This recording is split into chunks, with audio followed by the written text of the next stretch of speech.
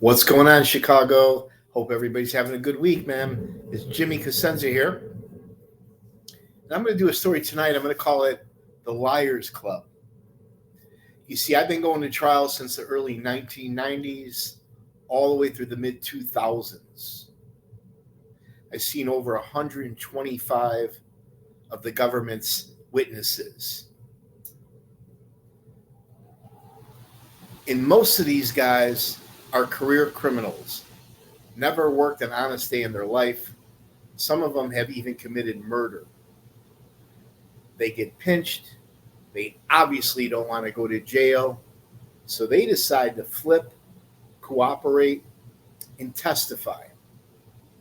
Some of these snitches and rats even wear wires on their family and friends.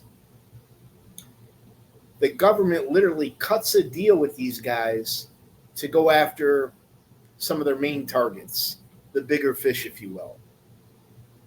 We all know this game they play. And they make a deal with them that if they lie, if they're caught in a lie, the deal goes right out the window and they can get locked up again. So for the most part, these guys try their best to tell the truth.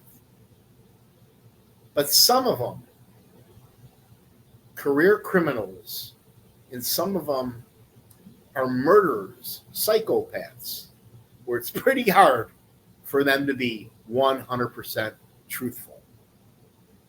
So we're going to talk about some of the little white lies and some of the exaggerations and embellishments and bullshit that some of these witnesses and some of these Chicago outfit guys, associates, have said.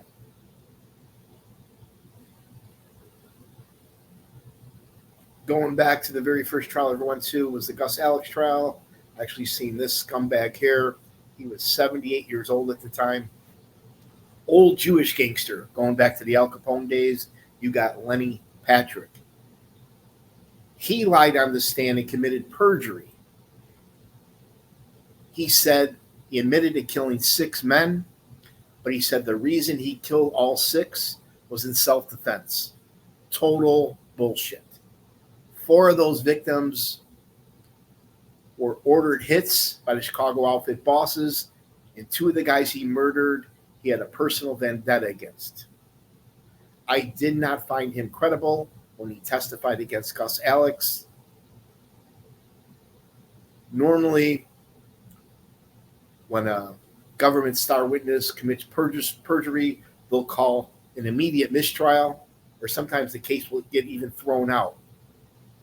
But as I said before, in most federal trials, the judges are always pro-prosecution. In this case, all hell broke loose when he lied. They had a sidebar, recess, and the judge allowed the trial to continue. He actually wore a wire on Gus Alex,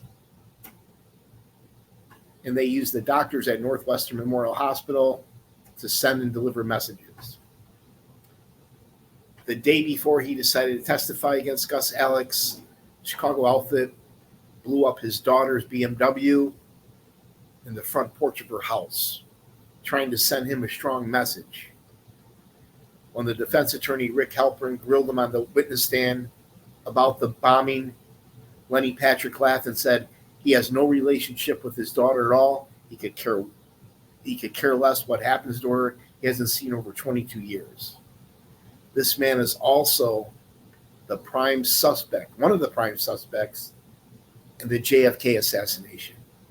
And I believe he's that evil to be one of the triggermen. You got to be a pretty sadistic man knowing you're about to pull the trigger that's going to kill Jack Kennedy. And this lowlife here is very capable. But somehow, some way, the jury found him credible. Again, the prosecutors do a great job of tying up all the loose ends. And Gus Alex was convicted along with Sam Carlisi, James Marcello, Tony Zizzo, Tony the Hatch, in the Carlisi trial. He was warned repeatedly not to use the word boss of the Chicago outfit. Anytime he referred to Sam Carlisi, he deliberately snuck that in 3 times, infuriating Sam Carlisi and the defense team.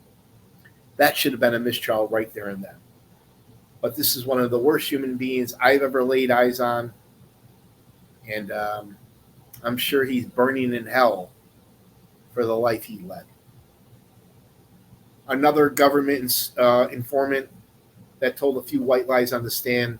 Right here in the bottom corner, you got James Lelli, Chicago outfit associate, enforcer.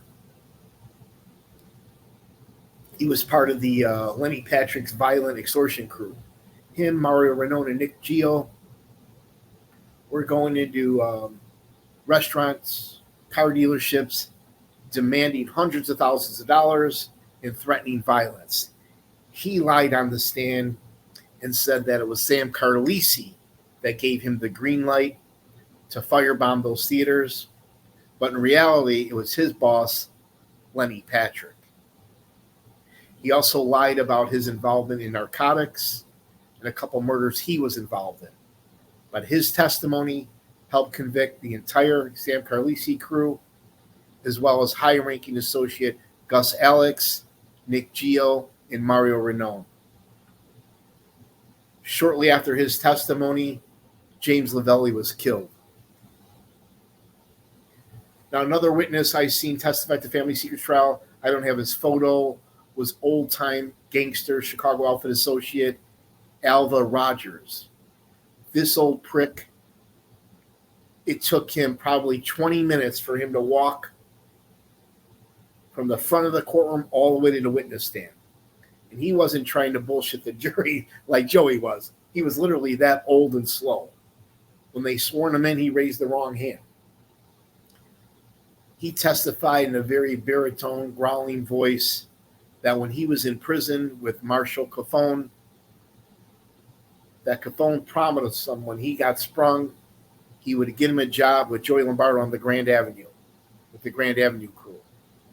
So Marshal Cafone testified that he worked under Joey and was an associate of the Grand Avenue crew. He embellished and exaggerated his relationship with guys like Mikey Switek, Jimmy Boy Kozo, and Joey Lombardo. But this guy, Alva Rogers, was a career criminal, thief, burglar, robbed a couple banks.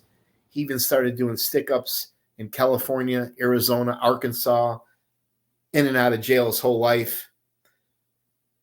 On his last pinch, he admitted he did not want to die in jail, being a senior citizen, so he decided to testify at the Family Secrets trial. He lied on the stand when he said the very next morning of the Danny Seifert murder, Alva Rogers, Joey Lombardo, Jack Cerrone, and others were all golfing. And right before Joey teed off, allegedly, Joey said, referring to Danny Seifert, well, that son of a bitch isn't going to testify now, is he? And all the guys started laughing. So it was his testimony that helped tie up the evidence they had against Joey Lombardo. It was kind of like an indirect confession, if you believe Alva Rogers. Pretty hard to believe a guy like that. During cross-examination, when Rick Halpern grilled him, he asked him, what golf course? Where'd you go golfing? Who were you with that day? What was your golf score? All basic questions.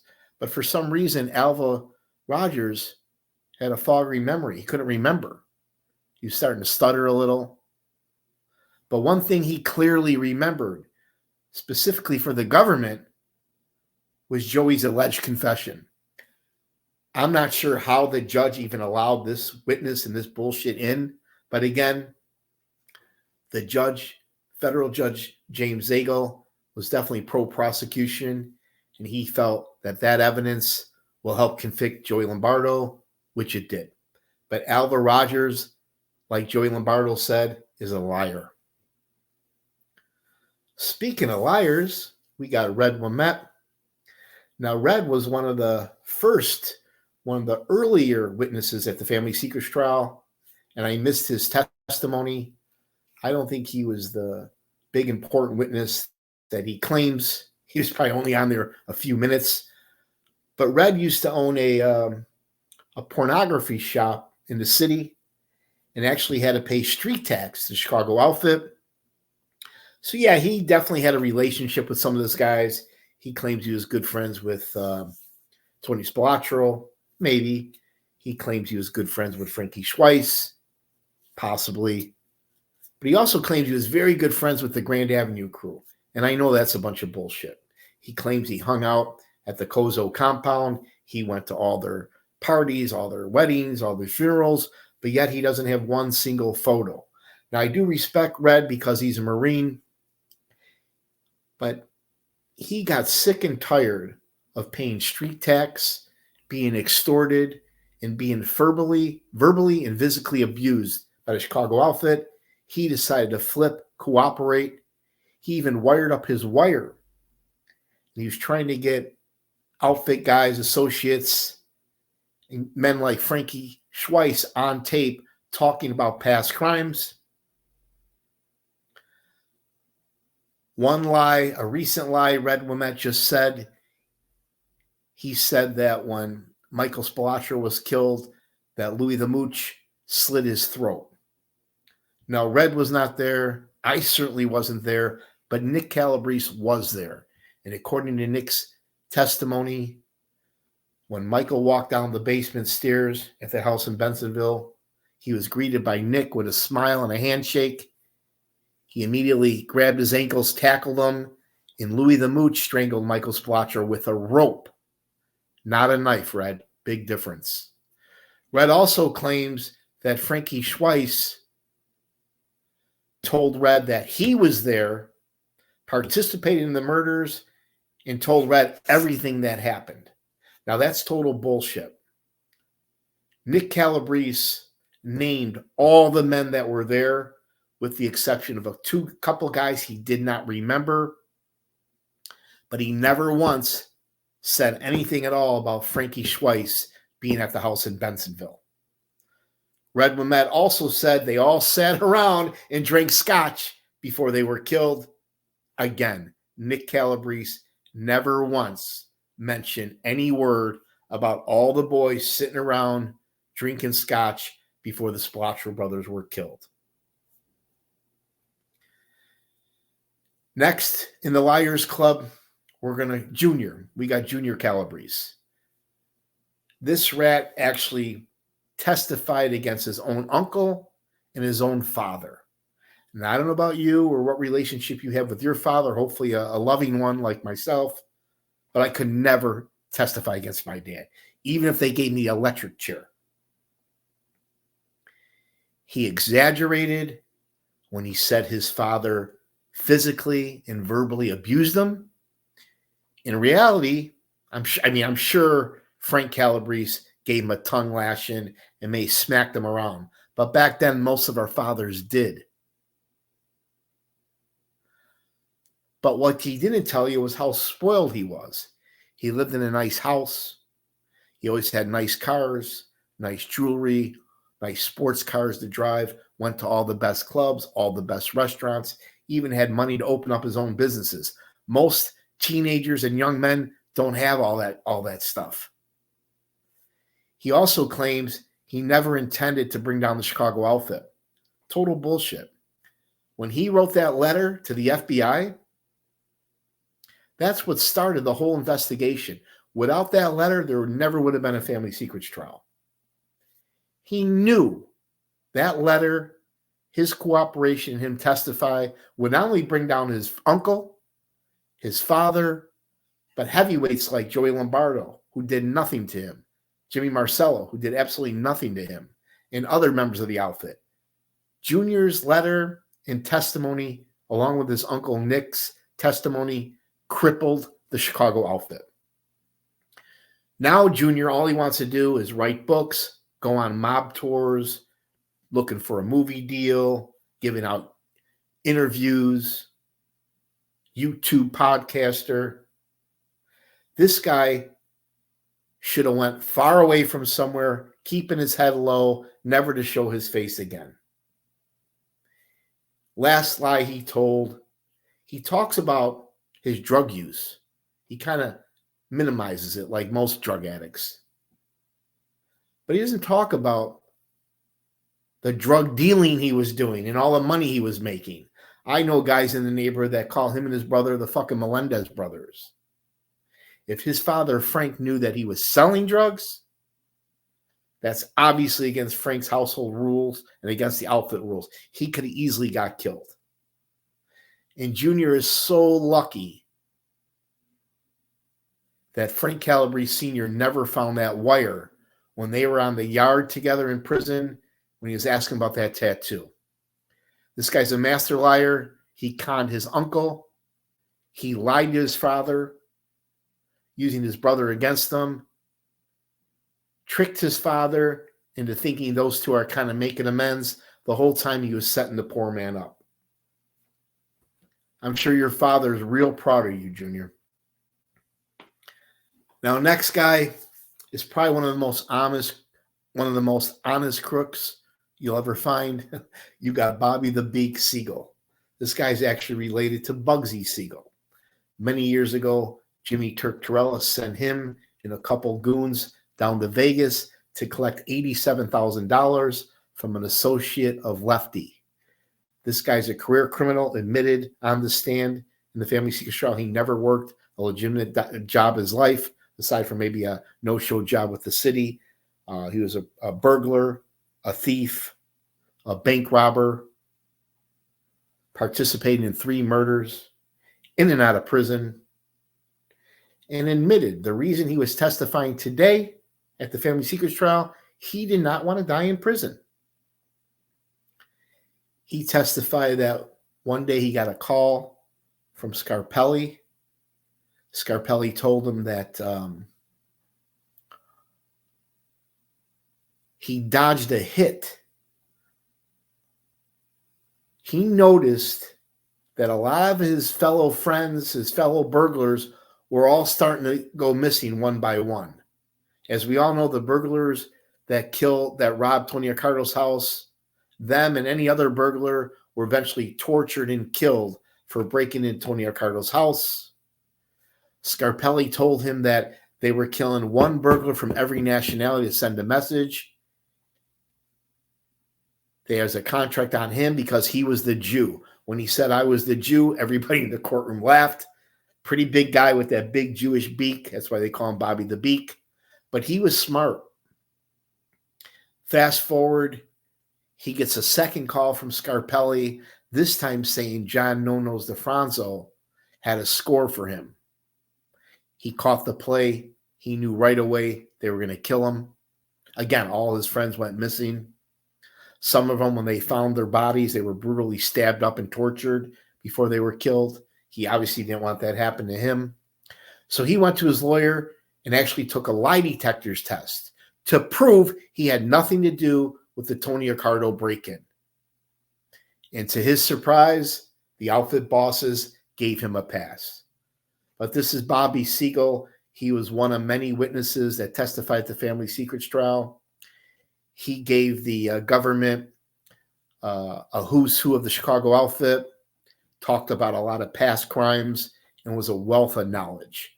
For the most part, not a liar like the rest of these guys, but definitely a career criminal, and cut a deal with the government to save his ass from going to jail. Now here we got Nick Calabrese. His testimony, 14 plus murders, pretty much destroyed the Chicago outfit. I seen him testify against his own brother. Couple lies Nick told on the stand. Number one, some people believe Nick lied when he named all the heavy hitters that were there at the house in Bensonville. They feel he put guys like No-Nos DeFranzo, Sam Carlisi, Joe Ferriola there just to make his case bigger and tighter. Me personally, I believe all those men were there. Now, in my opinion, I think all the heavy hitters were there. I think they wanted to personally be there. They were so pissed off at the Spilotro brothers specifically Tony, I think they wanted to personally be there to put their hands on him, to personally get their licks and kicks in. But that's just my opinion. Another lie he told, he claimed Rocky and Felice was there. I know this happened back in the mid-'80s, and he was reminiscing several years ago. But when the defense attorneys, Tom Breen, Marcello's attorney, attacked Nick on the stand, he said, well, wait a minute. Rocky and Felice was under surveillance at a different location. He was nowhere near the house in Bensenville. Boom, that's a lie. That's reasonable doubt. Another white lie he told, he flip-flopped on the Jimmy Marcello testimony.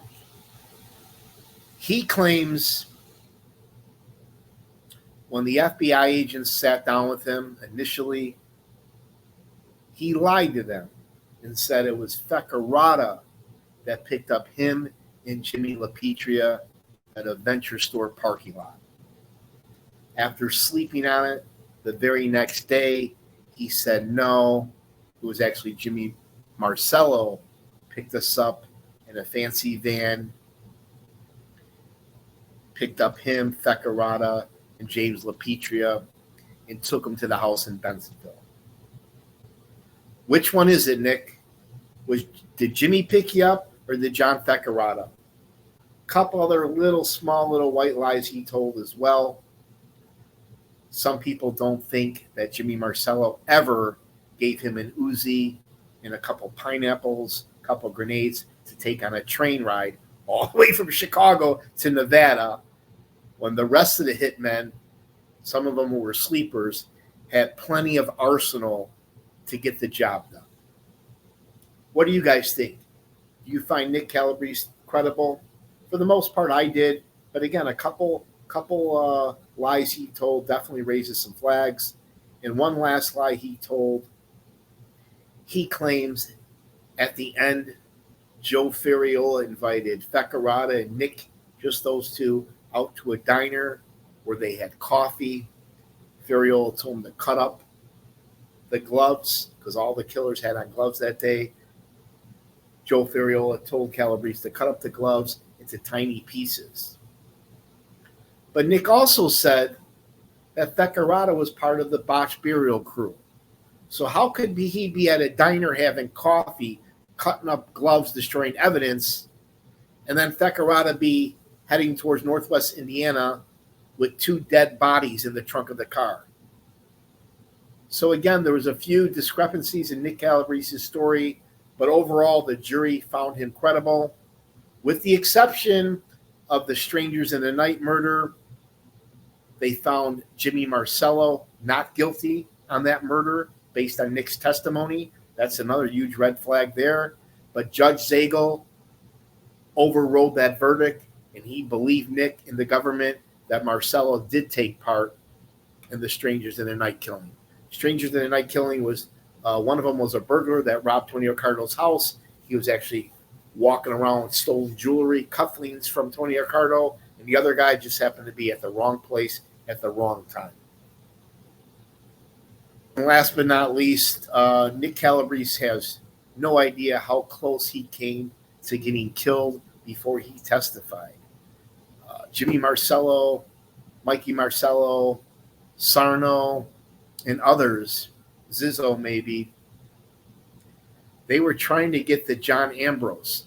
John Ambrose was a federal marshal who was in charge of looking over Nick Calabrese. He was part of Nick's security.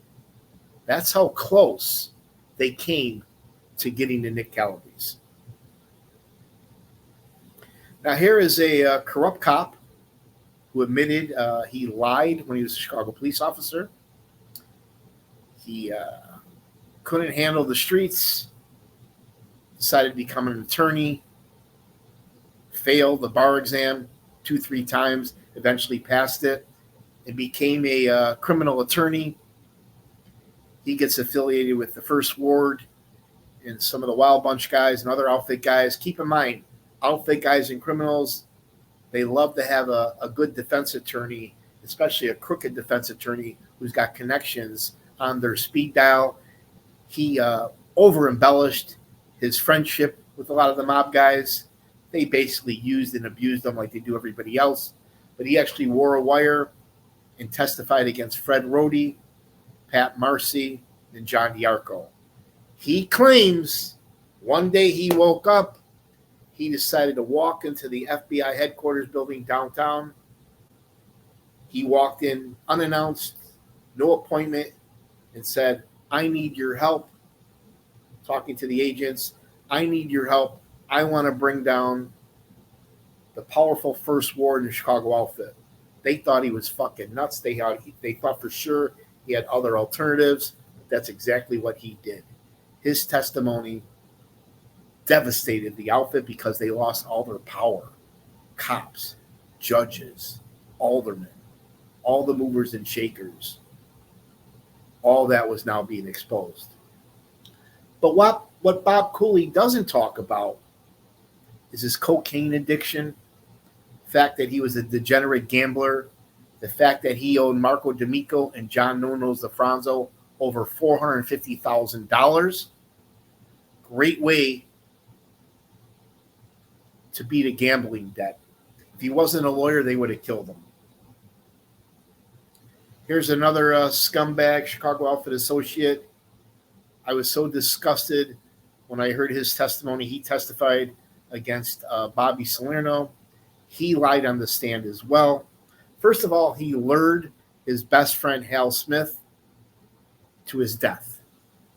He was part of the Rocky and Felice crew, kind of like a gambling lieutenant, made millions of dollars with the boys, got in a little tax trouble.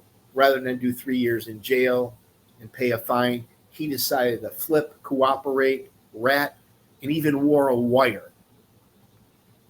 He lured Hal Smith to a restaurant near his house in Long Grove, got him really drunk, then invited him back to his house for more drinks. Here's where Hal Smith should have caught the play.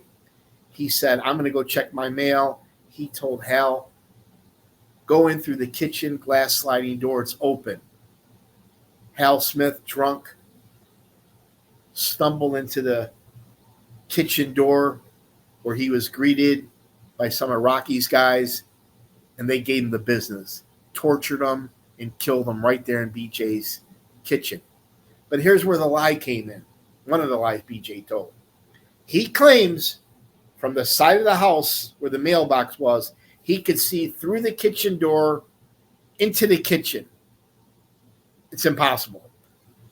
The defense attorneys brought in a model of the house, and they showed the jury his exact location. It was impossible to see from the mailbox to the kitchen. Another lie he told, at first he said Rocky told him not to come into the house, stay outside. Then he flip-flopped and said he actually went into the house. When he went into the house, all the men were wearing gloves. Rocky then said to him, next person in that house is getting the same thing. He says he saw the man in black, which is Bobby Salerno, Louis Marino, and Bobby Bellavia. They were all standing over a very dying, dead Hal Smith, who was on the ground. He was making some kind of a gurgling noise. B.J. Jehoda testified at home that he never forgets hearing his friend die, but he showed no remorse. Fast forward, he wore a wire, and he tried to get some of the guys on tape talking about that murder, but these guys were way too smart to ever talk about it again. Louis Marino, made member Chicago outfit, part of the Rocky and Felice crew, Louis Tomatoes. He called Jehoda and said, I want you to look around. I left a cigar butt in my glasses. Jehoda looked around, called Louis back, and lied to him. He knew the cigar butt and the glasses were in the car, and that eventually linked Louis Marino to the crime. But he testified. The first trial, all the defendants were found guilty except Bobby Salerno. Bobby Salerno's son, Alex Salerno, represented him. He was so proud of the fact. Actually was so disgusted with B.J. Jehoda's testimony. I made a comment like, why would you even deal with such a loser like that? And Bobby and I had a small little talk. I'll never forget it. And I talk about Bobby Salerno in one of my other stories you can check out. But this is B.J. Jehoda, government informant, Chicago outfit associate, low-life degenerate gambler, cokehead, who did not want to go to jail, decided to get on the stand and testify, and definitely lied. Not sure why he wasn't charged with perjury. And then last but not least, we got Chicago outfit associate, grew up in the Grand Avenue neighborhood, in my neighborhood, part of the Hole in the Wall gang, good friends with Tony Spilotro. Now here's the late Frankie Collada, rest in peace. This guy, even though I enjoy some of his stories, half of them, if not most of them, are embellished and exaggerated a little. He claims he told Tony repeatedly he never wants to be involved in the Chicago outfit. He doesn't want to be a made guy. But in reality, he was definitely part of the Chicago outfit. He lived a criminal life. Thief, burglar, was always in and out of jail. All his friends were criminals. He claims that him and Tony and the crew only partied a little bit with drugs, but in reality, they were doing hits on coke, whacking guys, doing unsanctioned scores, robberies, drawing a lot of heat, pissing a lot of people off, especially the boys back home. Everybody blames Tony Spilotro, which is to blame. But Frankie Collada was boss. He kind of oversaw the Hole in the Wall gang. And these guys were a bunch of reckless cowboys. He's lucky, very lucky, they didn't kill him many years ago. He testified that one day the government played a tape for him. It was Joey Lombardo on tape talking in code to Tony Spilotro, asking what's going on out there. Tony said that this guy's gone wild. I can't really control him, meaning Frankie. And Joey said something to the effect like, well, you got to clean up your own yard, take out your own garbage. Meaning you got to kill him.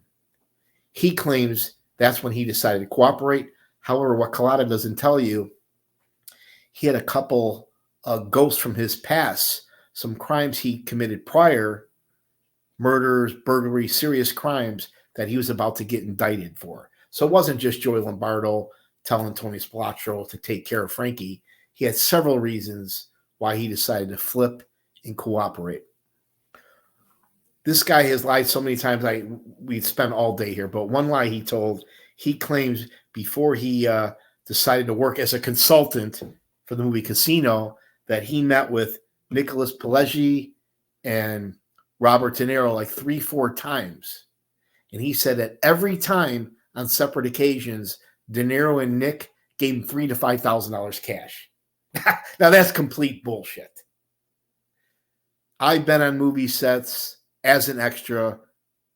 Frankie was nothing more than an extra. And as we all know, he got lucky and actually got a small part in the role. But by no means was he a consultant. But this is the late Frank Collada. He also said a few lies about Mikey Switek that you could hear in the show I did about Mikey. But that's it. I hope you guys like my Chicago mob trial stories.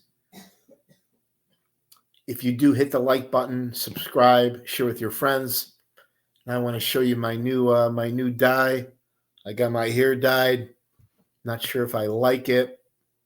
I was going for a dark brown. I think she misunderstood me and dyed it black, but hopefully it'll dye out to a nice salt and pepper. Thanks a lot, guys. I'm getting ready to do a lives coming up soon where we could talk about any one of the trials that I went to. We could open it up as a Q&A. Take care, everybody. Have a good week. Ciao.